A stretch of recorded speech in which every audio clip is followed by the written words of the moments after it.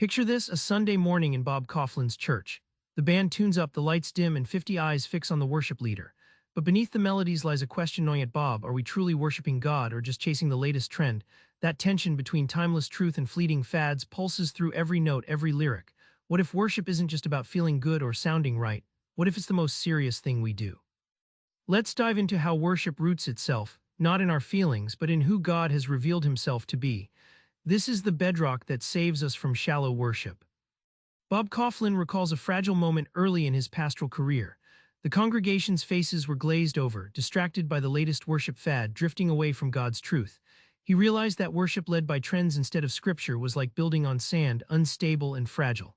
This sparked his deep dive into anchoring worship in God's unchanging word. Think of worship as reading God's biography, not writing your own story. Just like you wouldn't start a book halfway through or ignore the plot, worship demands we follow the self-revelation God gave us, his attributes, his history, his promises. Without this, worship becomes like junk food, tempting but nutritionally empty. When a church hooks its worship to God's story, everything changes.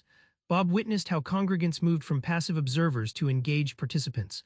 Worship stopped being our show and became a life-transforming encounter that rewired hearts around eternal truths.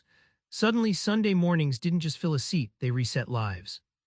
Next, Bob tackles the heart's fuel. Worship can't just be a checklist or performance, it needs real, deep gasoline to fire the engine. Bob describes walking into one Sunday service where the music was technically perfect, yet the atmosphere was hollow, people's voices were mechanical, not connected. It was the echo of countless churches where worship had become a routine, a box to check, missing the heartbeat of genuine praise. Imagine worship like a car. Without fuel, deep desire within the heart, you're just pushing wheels. Bob explains that worship's real driver is desire, a craving for God's presence stirred by scripture and spirit. This inner fire ignites authentic praise, making words believable, songs alive, and hearts full. Here's the kicker: the shift from worship as duty to delight happens when you start chasing God's glory more than your own comfort.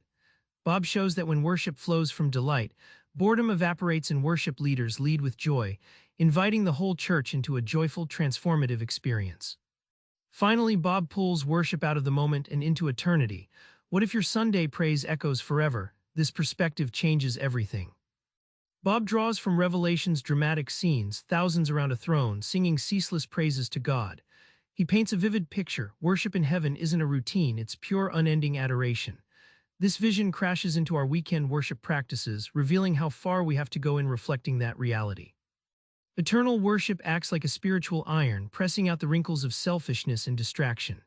Bob explains that grasping worship as part of an endless cosmic story rewires your attitude, no longer about you or your preferences, but God's unchanging glory and love. This eternal viewpoint doesn't leave worship in the sanctuary. Instead, it spills into everyday life, transforming work, conversations, even struggles into acts of worship. Bob challenges leaders to see worship as a lifestyle, a rhythm that shifts your entire day to echo heaven's praise. Back in Bob's church that Sunday, the band strikes a chord rooted in God's story, fueled by heartfelt longing and echoing heaven's eternal worship. That's not just music, it's life transformed by truth. Next time you lead or join worship, pause and ask, am I worshiping what God reveals or just chasing the moment? Try this: before the next song, read a verse about God's glory and let that shape your praise. Subscribe for more book summaries like this one.